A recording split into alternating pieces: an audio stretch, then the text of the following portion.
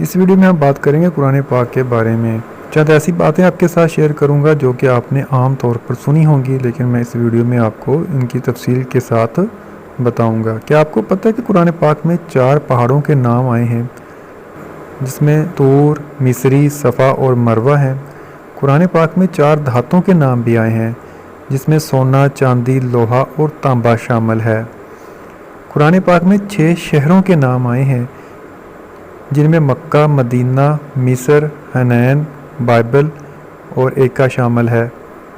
قرآن پاک میں 4 مساجد کے نام بھی آئے ہیں، جن میں مسجد الحرام، مسجد اقصی، مسجد قباء اور مسجد ضرار ہیں۔ قرآن پاک میں 4 پرندوں کے نام بھی آئے ہیں، جن میں آبیل، ہدہد، کوا اور تیتر شامل ہیں۔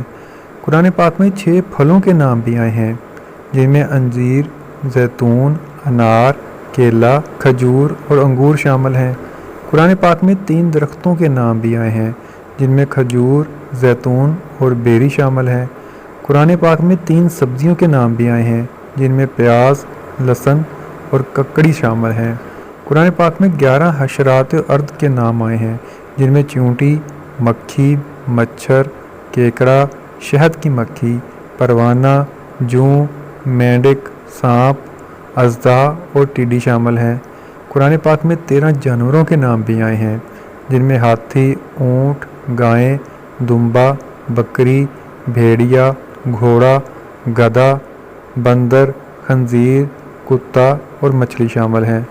قرآن پاک میں 25 انبیاء کرام کے نام بھی آئے ہیں، جن میں حضرت آدم علیہ السلام، حضرت ادریس علیہ السلام، حضرت نوح علیہ السلام، حضرت صالح علیہ السلام، حضرت ابراہیم علیہ السلام، حضرت لوط علیہ السلام، حضرت اسحاق علیہ السلام، حضرت یعقوب علیہ السلام، حضرت یوسف علیہ السلام، حضرت شعیب علیہ السلام، حضرت ایوب علیہ السلام، حضرت یونس علیہ السلام، حضرت عمران علیہ السلام، حضرت ہارون علیہ السلام، حضرت الیاس علیہ السلام، حضرت داؤد علیہ السلام، حضرت سلیمان علیہ السلام، حضرت زکریا علیہ السلام، حضرت یحییٰ علیہ السلام، حضرت عیسیٰ بن مریم علیہ السلام اور حضرت محمد صلی اللہ علیہ وسلم کا نام شامل ہے۔